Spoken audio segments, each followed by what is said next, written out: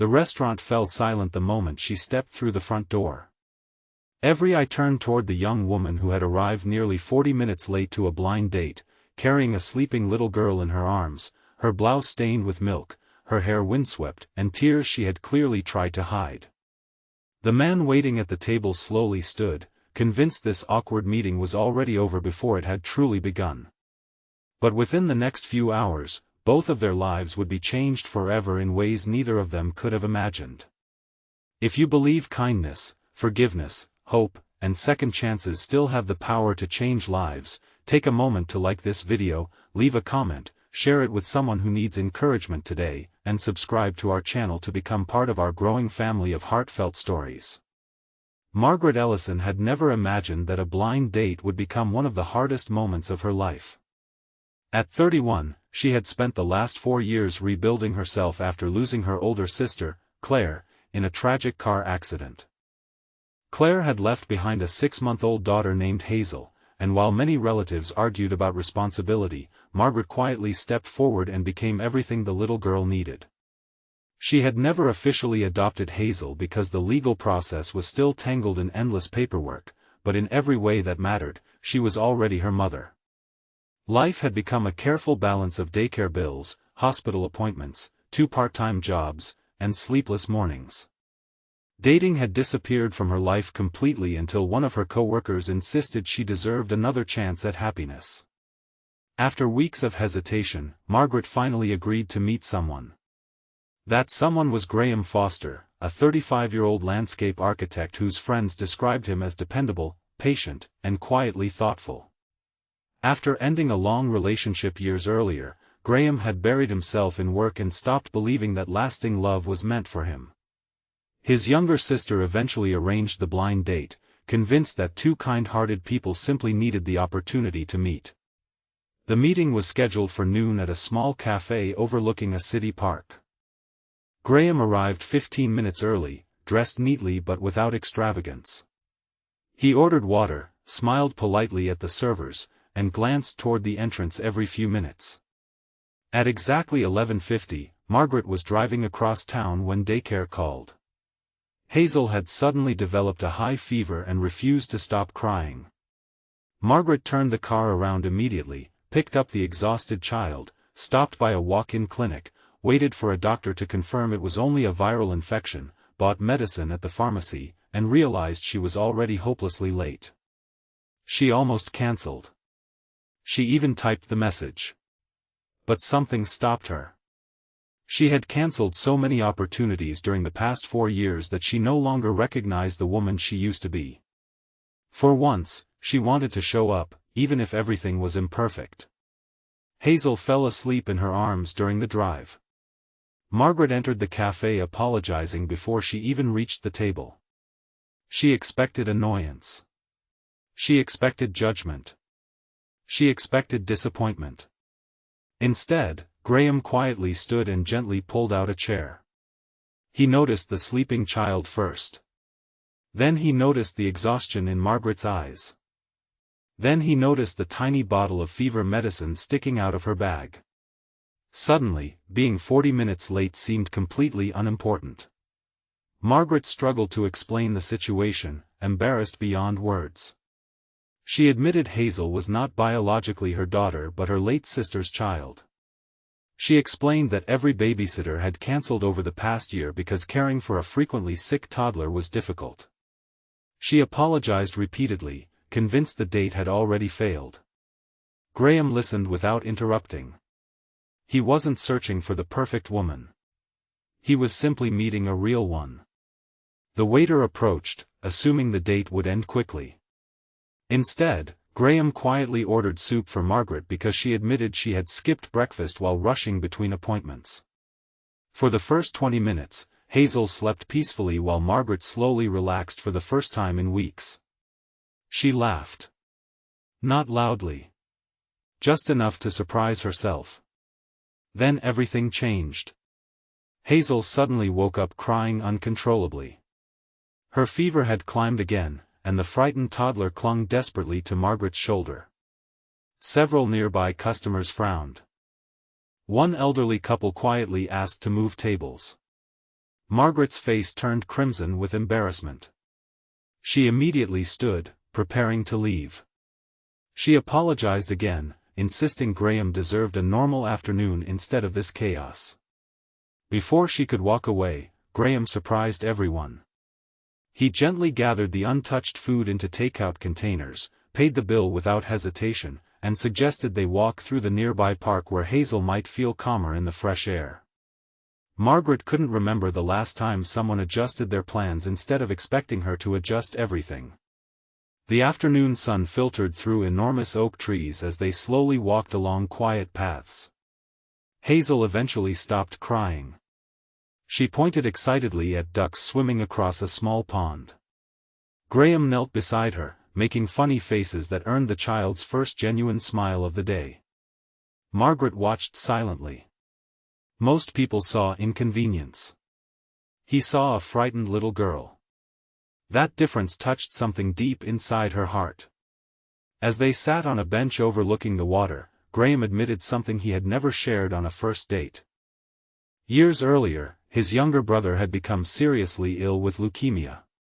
Graham remembered hospital waiting rooms, cancelled vacations, interrupted meals, sleepless nights, and learning that life rarely followed careful plans. His brother had survived. But Graham never forgot how strangers' kindness had carried their family through impossible days. He told Margaret that love rarely appeared when life was tidy. Sometimes it appeared carrying medicine, diaper bags, and unfinished dreams. Margaret fought back tears. For years, she had believed her responsibilities made her impossible to love. No one had ever suggested they might actually reveal the strongest parts of her character. Hours passed without either of them noticing. The conversation drifted naturally between childhood memories, favorite books, family traditions, fears, hopes, and the quiet loneliness both had hidden behind busy schedules. Hazel eventually fell asleep again on the blanket Graham had purchased from a nearby gift shop after noticing the park benches were too hard. Margaret looked at him with disbelief. No grand speeches. No dramatic promises. Just thoughtful kindness. When they finally prepared to leave, Graham simply asked whether he could see her again whenever life allowed. Not whenever it was convenient. Whenever life allowed. Margaret smiled through grateful tears. Over the following months, their relationship grew slowly. There were no expensive vacations or glamorous adventures. Instead, there were grocery trips, doctor's appointments, playground visits, picnics, library afternoons, and countless ordinary moments that quietly became extraordinary. Hazel gradually began reaching for Graham whenever he arrived. He never tried replacing anyone. He simply became someone she trusted. Margaret still carried guilt over Claire's death. She constantly wondered whether she was doing enough. Whether Hazel deserved someone better. Whether she herself deserved happiness after so much loss. One afternoon, while sorting old family boxes, she found Claire's handwritten journal. Inside was a letter addressed simply, to whoever loves Hazel. Claire had written that children never need perfect parents. They only need people who keep showing up, especially on difficult days. Margaret cried for nearly an hour. Graham sat beside her without speaking. Sometimes silence offers more comfort than words. Months later, the adoption hearing finally arrived. The courtroom was filled with quiet anticipation. Margaret feared another delay. Another legal complication. Another disappointment. Instead, the judge officially granted the adoption. Hazel was legally Margaret's daughter. As they walked outside into the bright afternoon sunshine, Graham quietly handed Margaret a small envelope. Inside was the receipt from the cafe where they had first met. He had kept it all those months. On the back he had written a single sentence. The best things in life often arrive late, carrying more love than we expected. Margaret smiled so widely that strangers passing nearby smiled back without knowing why. Several weeks later, Graham invited Margaret and Hazel back to the same park. The same pond. The same walking path. The same bench. Only this time, he carried a small wooden box. Inside rested a simple ring. There were no crowds. No photographers. No elaborate decorations. Only sunshine, birds singing, and the laughter of a little girl chasing ducks across the grass. Graham told Margaret that the first day they met had taught him something he would never forget. Life does not test people by giving them perfect circumstances. It reveals their true hearts through unexpected interruptions. He had arrived expecting lunch with a stranger. Instead, he met a woman whose strength was hidden beneath exhaustion, whose compassion had transformed grief into motherhood, and whose courage had continued showing up even after life had broken nearly every plan she had ever made. Margaret accepted with tears streaming down her face. Hazel clapped happily without fully understanding why everyone suddenly seemed so emotional. The following spring, family and friends gathered beneath clear blue skies for a simple daytime wedding in the botanical gardens. Hazel scattered flower petals with more enthusiasm than accuracy, making everyone laugh. Margaret looked toward the crowd and realized something remarkable. The greatest miracle wasn't finding someone who accepted her complicated life. It was finding someone who never considered it complicated in the first place. He had seen love where others saw responsibility. He had seen possibility where others saw inconvenience. He had seen a family long before legal papers ever confirmed one. Years later, people often asked Graham when he knew Margaret was the woman he wanted to marry. His answer never changed. It wasn't during the proposal. It wasn't during the wedding. It wasn't even during their first official date. It was the moment she walked into that cafe carrying a sleeping child, apologizing for being late while quietly carrying a weight most people could never understand. At that moment, he realized that the strongest hearts rarely arrive with perfect timing. They simply arrive with extraordinary love. Before this story comes to an end, we'd love to hear from you. Have you ever experienced a moment when someone's kindness completely changed your opinion of them or even changed the direction of your life? Leave a meaningful comment below and share the lesson this story reminded you of. If this story touched your heart, please like this video, leave a meaningful comment, share it with someone who needs hope today, and subscribe to our channel so you never miss another emotional journey.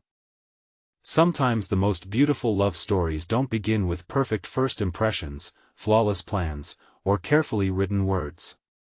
Sometimes they begin with an apology for being late, a sleeping child held close to a tired heart, and one person willing to see beyond the chaos to discover the extraordinary love waiting underneath. And in a world that often rushes to judge what it doesn't understand, that kind of compassion remains the greatest miracle of all.